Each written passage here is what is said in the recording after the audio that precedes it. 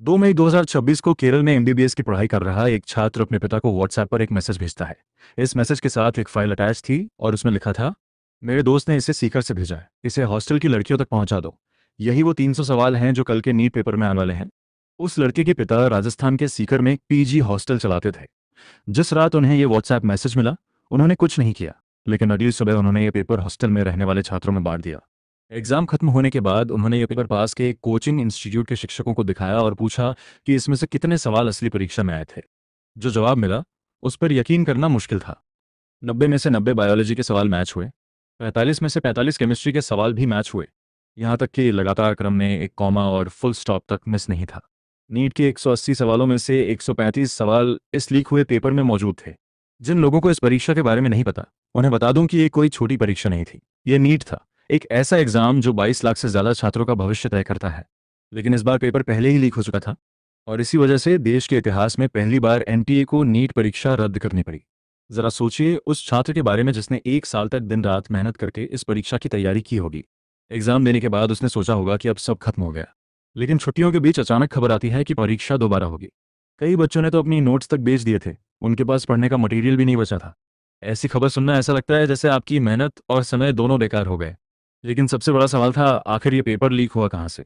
आमतौर पर नीट के प्रश्नपत्र अधिकृत प्रिंटिंग प्रेस में छापे जाते हैं। अब तक की जांच के अनुसार यह पेपर महाराष्ट्र के नासिक की एक प्रिंटिंग प्रेस से लीक हुआ। बताया जा रहा है कि वहां से जुड़ा एक व्यक्ति किसी तरह पेपर चुराकर एक नेटवर्क तक पहुंचा देता है। ये लोग साधारण छात्र नहीं थे, ये पूरा काम बहुत प्लानिंग और प्रोफेशनल तरीके से किया गया था।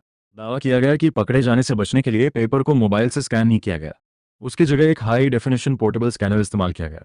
सबसे चौंकाने वाली बात यह थी कि इस गैंग ने नासिक के बाहरी इलाके में एक शैडो सर्वर भी लगाया था ताकि डेटा ट्रांसफर छुपाया जा सके।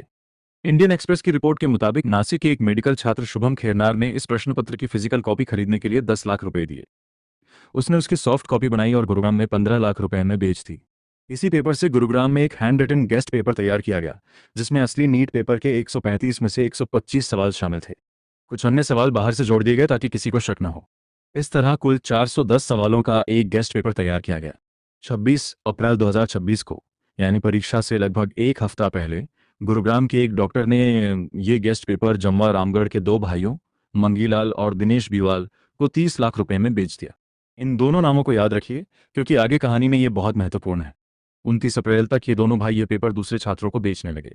यहीं से ये पेपर सीकर के एक MBBS counselling agent Rakesh Kumar Manwaria तक पहुंचा। उसने इसे 5 लाख रुपए में खरीदा और फिर राकेश ने अकेले ये पेपर लगभग 700 छात्रों में बांट दिया। लेकिन उन्हें नहीं पता था कि यह छोटा सा गेस्ट पेपर जल्द ही पूरे देश का सबसे बड़ा एजुकेशन स्कैम बनने वाला है। 2 मई को केरल के छात्र ने यह सवाल अपने पिता को सीकर भेजे। जब उसके पिता ने परीक्षा के बाद कोचिंग शिक्षक से सवाल चेक करवाए, तब पता चला कि 180 में से 135 सवाल मैच हो रहे हैं।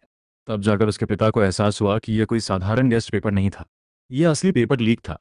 सबसे पहले उन्होंने सीकर के उद्योग नगर पुलिस स्टेशन में शिकायत करने की कोशिश की, लेकिन पुलिस ने उन्हें अफवाह फैलाने से मना किया और वापस भेज दिया। इसके बाद उन्होंने सीधे एनटीए से संपर्क किया। फिर राजस्थान की स्टेट स्पेशल ऑपरेशंस ग्रुप यानी एसओजी ने जांच शुरू की। जब एसओजी ने गेस्ट पेपर की ट्रेल फॉलो की, तो उन्हें पता चला कि यह पेपर व्हाट्सएप पर कई बार फॉरवर्ड हो चुका था, यानी ये पेपर बड़े स्तर पर फैल चुका था। एसओजी के एडिशनल डायरेक्टर जनरल विशाल बंसल के अनुसार छात्रों के पास ये पेपर परीक्षा से एक हफ्ते पहले था। कुछ मामलों में तो ये 1 महीने पहले ही पहुंच चुका था। आखिरकार 12 मई को एनटीए ने आधिकारिक रूप से नीट परीक्षा रद्द कर दी और जांच सीबीआई को सौंप दी गई।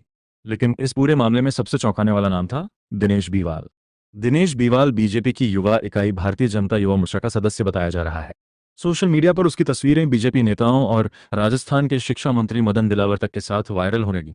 एक तरफ देश के 22 लाख छात्र परेशान थे और दूसरी तरफ पेपर लीक आरोपी नेताओं के साथ तस्वीरें खिंचवा रहा था। इंडिया टुडे की रिपोर्ट के अनुसार बीवाल भाइयों को 1 महीने पहले ही पता था कि इस साल नीट का पेपर लीक होने वाला है। सबसे संदिग्ध बात यह थी कि इनके चारों बच्चों ने पिछले साल नीट क्लियर किया था। अब सवाल उठता है, क्या पिछले साल भी इनके पास लीक पेपर था?